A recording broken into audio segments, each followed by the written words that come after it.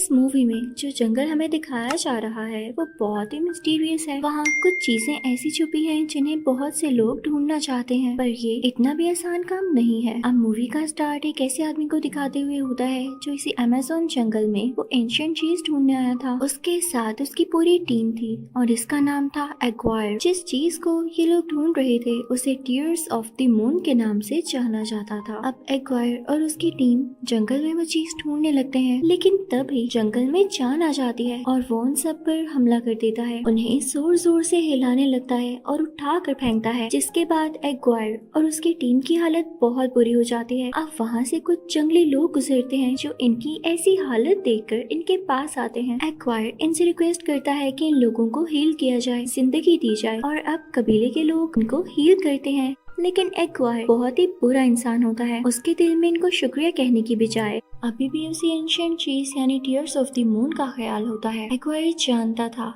कि ये कबीले वाले यहाँ के ही हैं, तो इनको उस चीज के बारे में भी जरूर पता होगा। वो उनसे जगह की मांगता है जहाँ पर इनको जाना था, लेकिन वो लोग इसे की नहीं देते। और देते भी क्यों? जब कुछ भी एक्वायर की मर्जी से नहीं हो पाता तो वो इन सब कबीले वालों को मार देता है और चाबी ले लेता है। लेकिन इसका रिजल्ट ये निकलता है कि एक्वायर और उसके साथ ही कर्स में डूब जाते हैं। ये कर्स कबीले के सरदार ने दिया था कि ये सब लोग इधर ही भटकते रहेंगे, इनको कोई जगह नहीं मिलेगी, और अगर ये इस जंगल से निकलने के लिए नदी से आगे चले भी जाएं तो पत्थर के बन जाएंगे। इसी तरह कई साल बीत जाते हैं और हम अब प्रेजेंट का सीन देखते हैं, जहाँ एक बॉटनिस्ट लिली और उसका छोटा भाई जो कि उसका असिस्टेंट भी होता है एक जगह पर होते हैं, जहाँ लिली का भाई सबको टीयर्स ऑफ द मून के बारे में बता रहा होता है। और यहाँ हमें पता चलता है कि वो एक दरख्त है, एक ऐसा एंशिएंट दरख्त जिसकी तलाश में कई ज्यादा लोग हैं। ये दरख्त इतना फायदेमंद है कि इसको यूज करते हुए किसी भी बीमारी को ठीक किया जा सकता है और बहुत ही एडवांस मेडिसिन बनाई जा सकती हैं। इसीलिए तो हर कोई इसके पीछे है। अब इसकी चाबी को हमें ढूंढकर उस जगह तक पहुंचना होगा।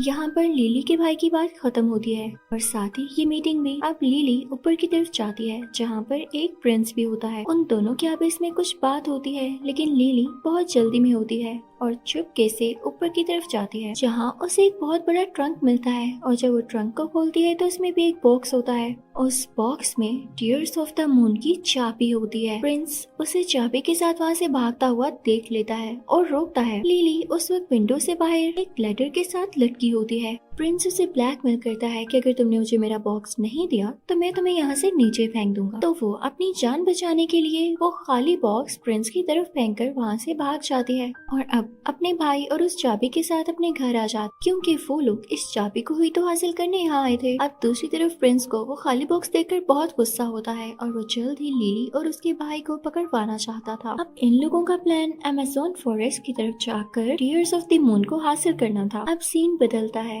और उधर जंगल में हम एक गाइड को देखते हैं जिसका नाम फ्रैंक है। वो लोगों को अपनी शिप में इस जंगल की खूबसूरत खूबसूरत चीजें दिखाकर उनसे बहुत से पैसे लिया करता था। लेकिन एक दिन एक आदमी उसके पास आकर अपने पैसों की डिमांड करता है जो फ्रैंक ने उससे कुछ दिन पहले लिए थे। तो फ्रैंक उस आदमी से कहता है, मैं तुम्हें इतनी जल्दी पैसे कैसे दूं? फ्रैंक उसे पैसे नहीं देता। तो वो आदमी फ्रैंक की शिप का इंजन अपने पास लॉक कर देता है। उस आदमी के पास एक पैरट भी होता है। अब फ्रैंक छुपकर उस जगह पर जाता है जहाँ उस आदमी ने चाबी रखी थी, जिसे फ्रैंक ने छुपकर देख लिया था। इतनी ही देर में वहाँ लिली भी पहुँच जाती है, जो कि इस आदमी से शिप्स का पता करने आई थी जिसने फ्रैंक का इंजन लिया था। इनफेक्ट ये आदमी भी बहुत मशहूर था। अब क्योंकि फ्रैंक भी वहीं पर होता है तो उसे लगता है कि ये तो वही आदमी है जिसके शिप में मैं जाने वाली हूँ, क्योंकि उसी आदमी का ऑफिस होता है। लेकिन उसे क्या पता था कि ये फ्रैंक कोई और है। अब यहाँ इन दोनों में बातचीत होने लगती है कि कितने पैसों में फ्रैंक उसे जंगल तक लेकर जाएगा। तभी वहाँ पर वो पैरट वाला आदमी आ जाता है, यानी जिसका ये ऑफिस होता है।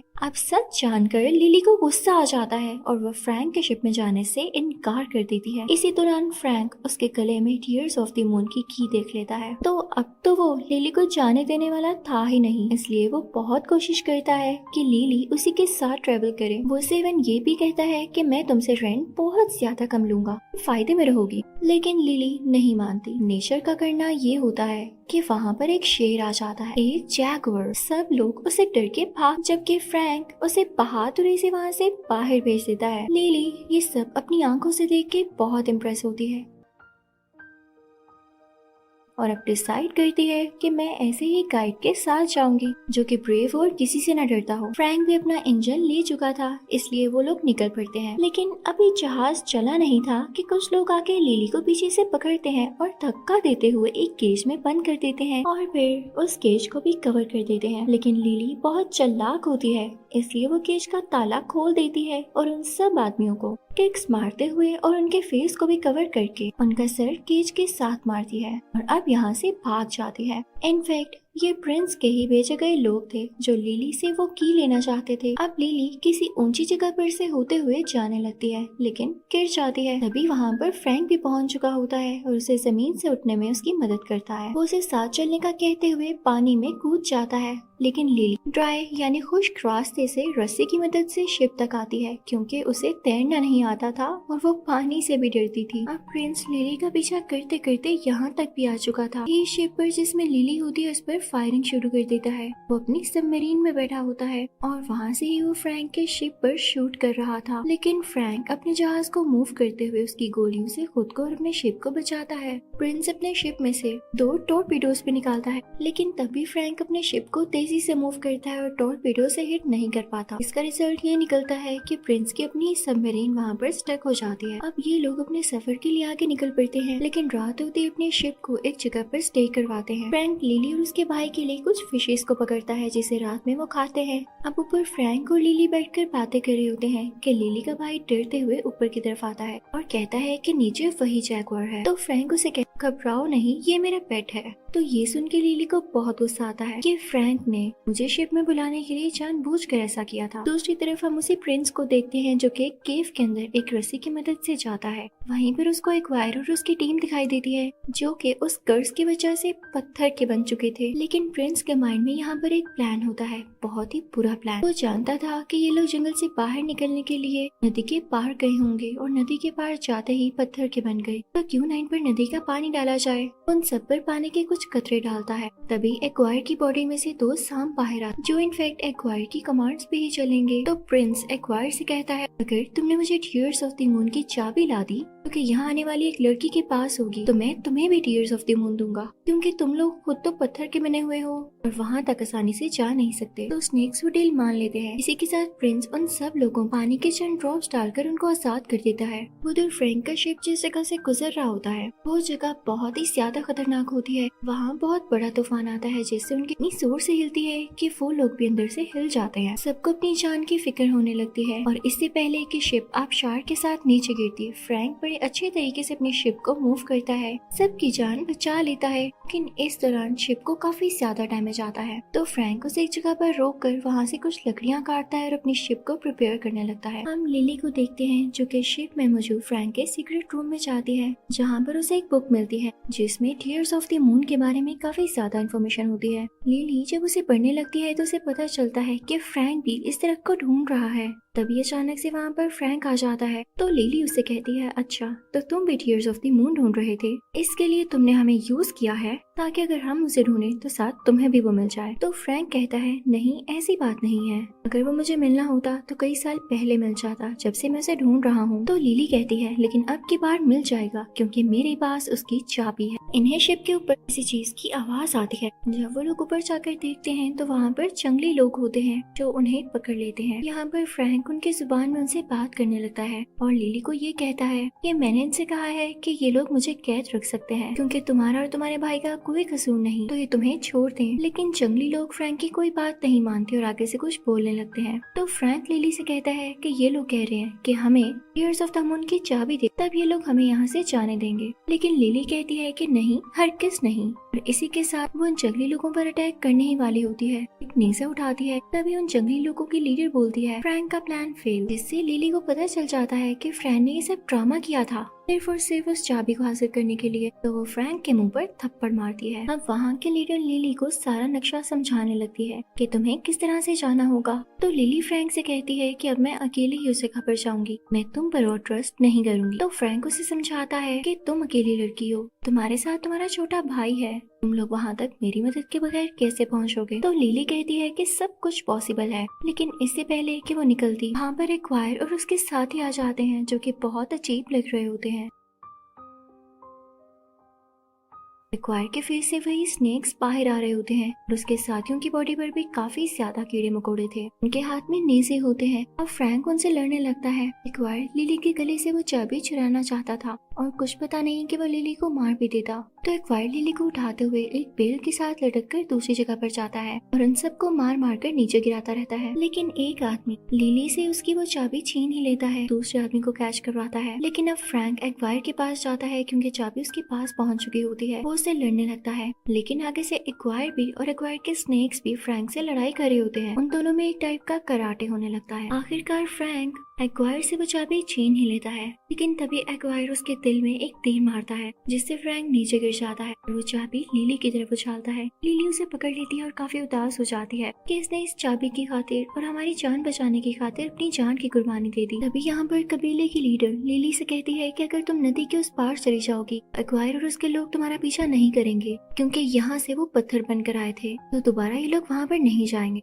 तो अब लिली अपने भाई से मिलकर बाकी सब लोगों को गुड बाय कहते हुए नदी के उस पार चली जाती है, जहाँ पर वाकई में एक्वायर और उसके लोग नहीं पहुँच पाते। लिली के पीछे पीछे उसका भाई भी आ जाता है। सुबह होने पर जब लिली उस जंगल में चल रही होती है तो उसे फ्रैंक की बॉडी मिलती है, जिसे देख के वो पहले तो डर जाती है, लेकिन नोटिस करने पर उसे पता चलता है कि फ्रैंक अभी भी जिंदा है, लेकिन वो नेज़ा या तीर अभी भी उसके दिल के आर पार होता है। तो फ्रैंक लिली से कहता है कि डरो नहीं, मुझे कुछ नहीं हो सकता क्योंकि मैं भी कर्स्ड हूँ। पिछले 400 साल से इसी तरह मरता हूँ और जिंदा रहता हूँ। अब लिली यहाँ पर एक झटका देते हुए वो नेज़ा फ्रैंक की चेस्ट से बाहर निकाल लेती है, जिसे देख कर लिली का छोटा भाई बेहोश हो जाता है। लिली फ्रैंक के साथ प्लान करती है वो टीयर्स ऑफ द मून तक जाएगी और उसे कबीले के लीडर ने ये बताया होता है कि वो सिर्फ लूनर इक्लिप्स तक ही ग्लो करता है, इसके बाद उसका कोई फायदा नहीं, तो इनको जल्द से जल्द वहाँ पर पहुँचना था। लिली अपने भाई को कबीले वालों के पास ही छोड़ जाती है, तुम इनके साथ ज्यादा सेफ हो। अब यहाँ पर फ्रैंक लिली को सब कुछ बताने लगता है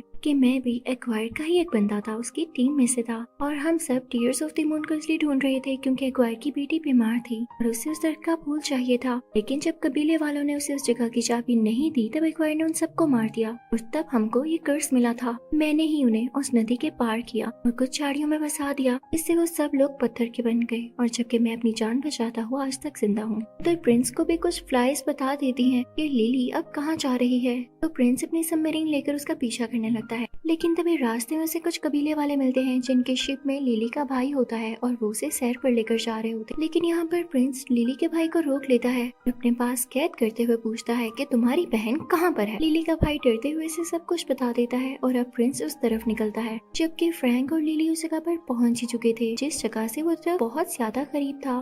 फ्रैंक पानी में कूद जाता है, देखता है कि वो दरवाजा जिसको ये चाबी लगने वाली है वो पानी के नीचे ही है। तो वो लिली को आकर समझाता है कि हमें पानी के नीचे जाना होगा, लेकिन लिली डर रही होती है। तो फ्रैंक उसे समझाकर अपने साथ नीचे ले जाता है। अब लिली उस दरवाजे को खोलने लगती है, लेकिन उसका पाँव एक पत्थर पर आता है और वो दरवाजा बंद हो जाता है। फ्रैंक बाहर ही होता है। लिली घबरा जाती है, वो बाहर निकल कर ऑक्सीजन भी नहीं ले सकती थी, तो फ्रैंक उसे ऑक्सीजन देता है। तभी वहाँ पर कुछ मछलियाँ आती है, लेकिन फ्रैंक उनके बीच चला जाता है ताकि वो मछलियाँ लिली पर अटैक न करें। तो इस वजह से लिली को ऑक्सीजन नहीं मिल पाती, तो वो बेहोश हो जाती है, लेकिन जल्द ही हिम्मत करते हुए तैरती है, इस दरवाजे को खोल ही देती है, जिससे सारा का सारा पानी इस दरवाजे के अंदर जाने लगता है और वो जगह ड्राई हो जाती है, जिसके बाद फ्रैंक और लिली दोनों ठीक हो जाते हैं। अब इससे पहले कि फ्रैंक और लिली इस दरवाजे के अंदर जाते और उस दरख्त को ढूंढ पाते, यहाँ पर प्रिंस भी अपनी सबमरीन में आ जाता है। उसकी कैद में लिली का भाई भी होता है।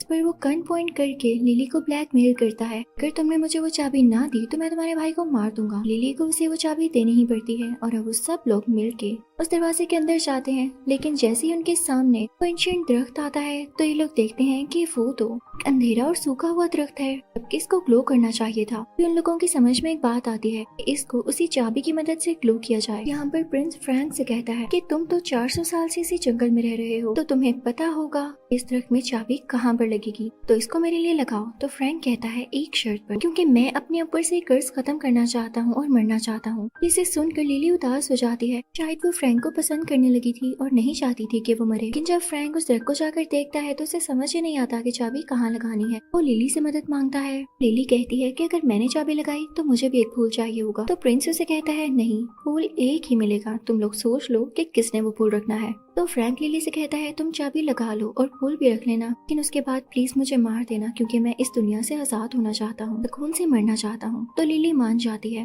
और वो भी चाबी लगाने की ट्राई करती है, लेकिन वो कहीं पर फिक्स ही नहीं हो रही होती। तो तभी उन्हें याद आता है कि कबीले के लीडर ने उन्हें ये बताया था कि इसमें सांप का दिल है। वो उस पत्थर को यानी चाबी को तोड़ते हैं तो उसके अंदर से एक रेड कलर का जेम निकलता है जो कि दिल था। उसे दरख्त में बनी हुई एक जगह पर लगा देते हैं और पूरा दरख्त ग्लो करने लगता है। उस पर पिंक कलर के फ्लावर्स निकलने लगते हैं और ये देख के प्रिंस के मुंह में पानी आ जाता है। इससे पहले कि वो सारे के सारे फूल तोड़ता, फ्रैंक उस प्रिंस के लोगों पर अटैक करने लगता है। फ्रैंक अपना सर उनमें से एक आदमी के सर के साथ जोर से मारता है और अपनी गन से उन सब लोगों के मुंह पर, उनके पेट पर फायर करने लगता है। इसी चीज का फायदा उठाते हुए लिली उस दरख्त के ऊपर चढ़ जाती है। लेकिन यहाँ पर अजीब बात ये थी कि लूनर इक्लिप्स खत्म होने में यानी चांद ग्रहण खत्म होने में सिर्फ 1 मिनट बाकी था। ये 1 मिनट तो लिली को वहाँ चढ़ने में लग जाता है। जैसे ही फूल को तोड़ने वाली होती है तो फूल मुरझाने लगता है और राख बनकर गायब हो जाता है। लेकिन फिर भी लिली उस फूल का एक हिस्सा तोड़ ही लेती है जो कि एक छोटा सा फूल होता है। नीचे से प्रिंस चिल्लाने लगता है ये फूल मुझे दो,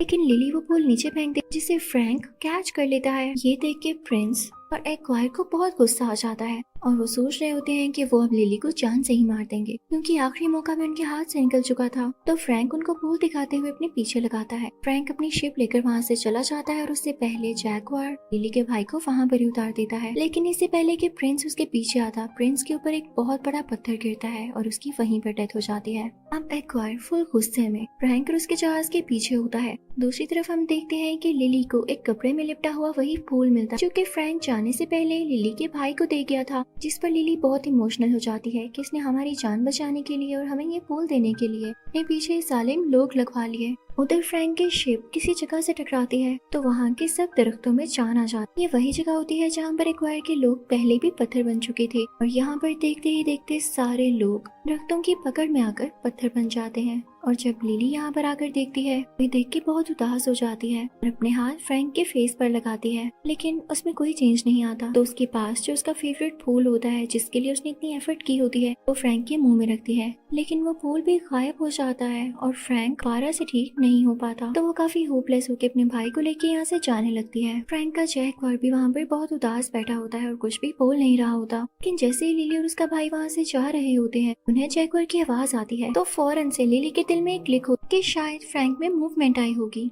वो फौरन से जाकर ऊपर देखती है तो वाकई फ्रैंक अब ठीक हो चुका होता है। उसकी बॉडी से अब खून भी आ रहा था। का ये मतलब था कि वो कर्ज से आजाद हो चुका था। लिली उसे गले से लगाती है और उसका छोटा भाई भी बहुत खुश होता है। जैगवार भी साथ होता है और ये चारों खुशी खुशी वहाँ से निकलने लगते हैं। लेकिन तभी इनको दिखता है कि उस दरख्त पर एक और फूल बाकी है। उसे तोड़ते हुए लिली अपनी कंट्री ले आती है। वहाँ जाकर मेडिसिन बनाती है जो कि बहुत फेमस होती है। अब लिली और उसका भाई पूरी दुनिया में माने जाते हैं। मूवी के लास्ट सीन में हम देखते हैं कि लिली फ्रैंक को इस नई दुनिया में रहना सिखा रही होती है, उसे गाड़ी चलाना सिखा रही होती है। साथ ही साथ उनके पीछे फ्रैंक का जैगवार भी बैठा होता है। वो लंदन की रोड पर मजा करते और गाड़ी चलाते हुए बहुत एंजॉय कर रहे होते हैं, जिसके साथ ये मूवी यहीं पर एंड होती है। आई होप आपको ये मूवी जंगल क्रूज बहुत अच्छी लगी होगी।